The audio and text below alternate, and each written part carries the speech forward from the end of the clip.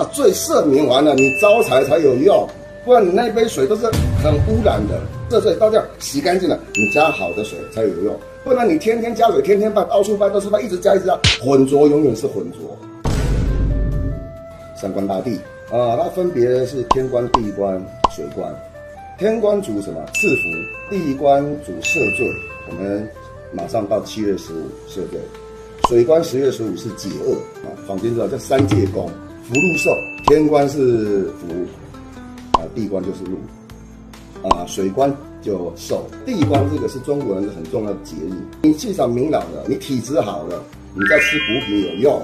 你吃人参，有些人虚不受补，你先把罪赦完了，你再跟我讲财。